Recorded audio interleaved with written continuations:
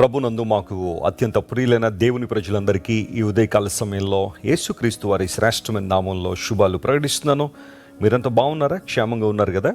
మీరందరూ కూడా ఆధ్యాత్మికంగా వర్ధిల్లాలని, ప్రభువులో స్థిరంగా బలంగా ఉండాలని, విశ్వాసంలో ప్రేమలో మీరందరూ ఎదగాలని మీకోసం ఎల్లప్పుడూ పట్టుదలగా ప్రార్థన చేస్తున్నాం.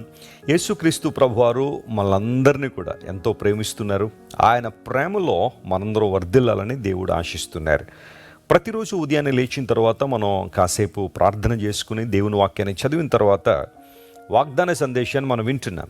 ఈ వాగ్దాన సందేశాలు మీ అందరి జీవితంలో ఆశీర్వాదకరంగా ఉండాలని మనస్ఫూర్తిగా నేను ఆశిస్తున్నాను. దేవుని వాగ్దానాలు మనం ధ్యానం చేయడం వలన ఆధ్యాత్మికంగా బలాన్ని పొందుకుంటాం. ఒక క్రైస్తవునికి బలం ఏంటి అంటే దేవుని వాగ్దానాలే. బైబిల్లో అనేక వాగ్దానాలు మన కోసం పొందుపరచబడి ఉన్నాయి. యేసుక్రీస్తు ప్రభునందు ఆ ప్రతి వాగ్దానాన్ని మనం సొంతం చేసుకోవచ్చు. ఈరోజు వాగ్దాన సందేశంగా ద్వితీయోపదేశకాండము 1వ అధ్యాయం 10వ వచనం చదువుకుందాం. The book of జిట్రానమీ chapter 1 and verse 10. మీ దేవుడిని యెహోవా మిమ్మును విస్తరింపజేసెను గనుక నేడు మీరు ఆకాశ నక్షత్రముల వలె విస్తరించి ఉన్నారు. ద్వితీయోపదేశకాండము అనగా బైబిల్లో రిపిటేషన్ ఆఫ్ ద లా. మోషే అనే దైవజనుడు ఇశ్రాయేలు ప్రజల యొక్క పిల్లలు వారు యవ్వన కాలంలోకి వచ్చిన తర్వాత వారందరితో కూడా మాట్లాడుతున్నాడు. ఎందుకంటే చాలా మట్టుకు ఐగుప్తు నుండి బయటకు వచ్చిన వారు అరణ్యంలో నశించిపోయారు. ఆ తర్వాత పిల్లలు ఎదిగి వచ్చిన తర్వాత యవ్వన కాలంలోకి వచ్చిన తర్వాత వారందరూ కూడా కనాను దేశంలోకి ప్రవేశించబోతున్నారు. వారందరికీ కూడా మోషే అనేక విషయాలు ప్రస్తావిస్తూ, అంటే చరిత్రలో జరిగిన విషయాలు, అంతకుముందు జరిగిన విషయాలన్నీ కూడా తెలియచేస్తూ వారు కనాను దేశంలోకి వెళ్ళిన తర్వాత ఎలా ఉండాలి, వారు ఎలా బ్రతకాలి, ఎలా దేవుని సేవించాలి, దేవుని పట్ల వారి దృక్పథం ఎలా ఉండాలి, సాటి మనుషుల పట్ల వారి యొక్క అవగాహన ఎలా ఉండాలి అనేది చాలా క్లియర్గా స్పష్టంగా ద్వితీయోపదేశకాండంలో తెలియజేశారు. మనం చదువుకునే వాక్య భాగం దగ్గరికి వచ్చేసరికి దేవుడు మిమ్మును విస్తరింపజేసెను అనే మాట అక్కడ వాడాడు. ఈరోజు అదే వాగ్దానంగా మనం తీసుకుంటున్నాం. దేవుడు మనలను విస్తరింపచేయువాడు. ప్రైజ్ ది లార్డ్, హల్లెలూయా. చాలామంది అడుగుతుంటారు, వెస్లీ గారు మా జీవితంలో ఎందుకో మేము విస్తరణ చూడలేకపోతున్నాం, ఎక్స్పాన్షన్ అనేది మా జీవితంలో కనబడడం లేదు, ఎక్కడ వేసిన గొంగళి అక్కడే ఉన్నట్టుగా ఉందండి మా బ్రతుకు అని చాలామంది బాధపడుతుంటారు. అయితే దేవుడు మీ అందరితో మాట్లాడుతున్నాడు. మిమ్మల్ని విస్తరింప చేయాలనే దేవునికి ఆలోచన. ఆది పితరులైన ఆదాము హవ్వలను దేవుడు కలుగు చేసిన తర్వాత వారిని రమ్యమైన ఏదెను తోటలో ప్రభు ఉంచారు. ఉంచిన తర్వాత వారిని ఆశీర్వదించినట్టుగా లేఖనాలు సెలవిస్తున్నాయి కదా. ఎలా ఆశీర్వదించాడు దేవుడు అంటే, మీరు ఫలించండి, అభివృద్ధి పొందండి, విస్తరించండి, భూమిని నిండించండి అని దేవుడు వారిని ఆశీర్వదించాడు. ప్రియులరా, దేవుని యొక్క సంకల్పం అనాది కాలము నుండి ఇదే. తన ప్రియులు, తన బిడ్డలు విస్తరించాలని దేవుడు ఆశిస్తున్నాడు. ఈరోజు ఏ విధానంలో నువ్వు విస్తరించబడాలని కోరుతున్నావు? ప్రభుతో చెప్పు ఒక మాట, విశ్వాసంతో ప్రార్థన చేయి, ఆయన సన్నిధిలో మోకరించి, ప్రభువా ఈ విషయంలో నేను విస్తరించబడాలని కోరుతున్నాను అని దేవుని సన్నిధిలో గనక నువ్వు ప్రార్థన చేయగలిగితే దేవుడు నీ ప్రార్థన అంగీకరించి అద్భుతాలు జరిగిస్తారు. నూతన నిబంధనలోకి వచ్చేసరికి విస్తరణ అనే పదం ఎక్కువగా ఆత్మ సంబంధమైన విధానంలో ఉపయోగించుకున్నట్టుగా మనం చూస్తున్నాం.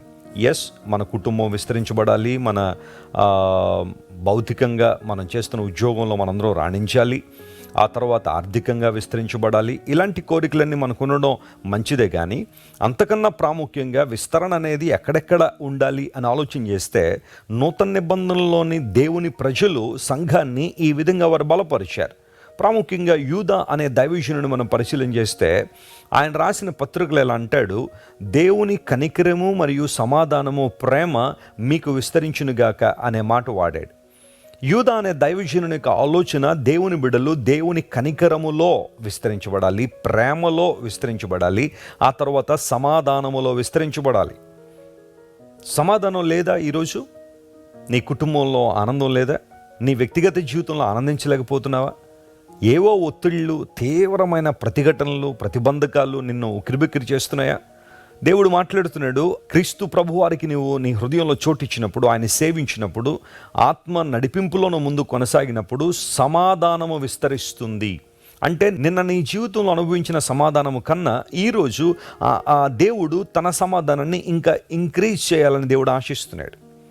ఒక మాట నేను చెప్పనివ్వండి, మనం దేవునికి ఎంత దగ్గరగా వస్తూ ఉంటామో దేవునికి ఆశీర్వాదాలు అంత గొప్పగా మనం చూడగలుగుతూ ఉంటాం. Praise the Lord. దేవునికి ఎంత దగ్గరగా అయితే మనం రాగలుగుతుంటామో అన్ని దీవెనలు, ఆశీర్వాదాలు మనం చూస్తుంటాం. చూడండి, ఒక లైట్కి మనం దగ్గరగా వస్తున్నప్పుడు ఆ క్లారిటీ అనేది మనకి ఎక్కువ ఉంటుంది కదా. దూరంగా ఉన్నప్పుడు మన వస్త్రాల మీద ఉన్న స్పాట్స్ ఏమీ కనబడవు, కానీ దగ్గరగా వస్తున్నప్పుడు, లైట్ దగ్గరగా వస్తున్నప్పుడు చిన్న చిన్నవి కూడా పెద్దగా మనకు కనబడతాయి. అంటే నేను చెప్పాలనుకున్న మాట ఏంటంటే, ఒక ప్రక్కన మన జీవితాలను సరిచేసుకునే అవకాశం దేవుడు ఇస్తున్నాడు. అట్ ది సేమ్ టైం దేవుని యొక్క మహోన్నతమైన అనుభవాలు, ఆయన గొప్పతనాన్ని మనం సంపూర్ణంగా అర్థం చేసుకుంటాం. మీకు కృప మరియు కనికరము, ప్రేమ విస్తరించబడాలనే దేవునికి ఆలోచన. ఈరోజు ఈ వాగ్దానాన్ని క్లెయిమ్ చేసుకుని ప్రభువును స్తుతించండి. ప్రభువా, విస్తరింపజేస్తానని వాగ్దానం చేశావు, అన్ని విషయాల్లో నన్ను విస్తరింప చేయండి ప్రభు అని పట్టుదలగా ప్రార్థించేయండి. దేవుడు మీ జీవితాల్లో ఈ వాగ్దానం నెరవేర్చి అద్భుతాలు జరిగిస్తారు. ప్రార్థన చేసుకుందాం. కళ్ళు మూసుకునండి. ప్రేమగల తండ్రి, గొప్ప దేవ, నీ పరిశుద్ధ పాదాల చెంతకు వస్తున్నాము. నీకు మహిమను ఆపాదిస్తున్నాం. నువ్వు మహిమకు పాత్రుడు, స్తోత్రార్హుడు గనుక నీకు వందనాలు. ఈరోజు మమ్మల్ని విస్తరింప చేయవాడవని వాగ్దానం మీరు మాకు ఇచ్చారు, నీకు స్తోత్రాలు. అవును ప్రభువా, మనుషులు లేదా లోకసమైన వ్యక్తులు మా జీవితాల్లో విస్తరణ కలుగు చేయలేరు. నీ ఒక్కడవే మమ్మల్ని విస్తరింప చేయగలిగిన దేవుడు గనుక నీకు వందనాలు. యూదా భక్తుడు చెప్పినట్టుగా ప్రభువా, మేమందరం కృపలోను, కనికరములోను, సమాధానములోను విస్తరించబడాలని ఆశిస్తున్నాం. అందుని బట్టి నీకు వందనాలు.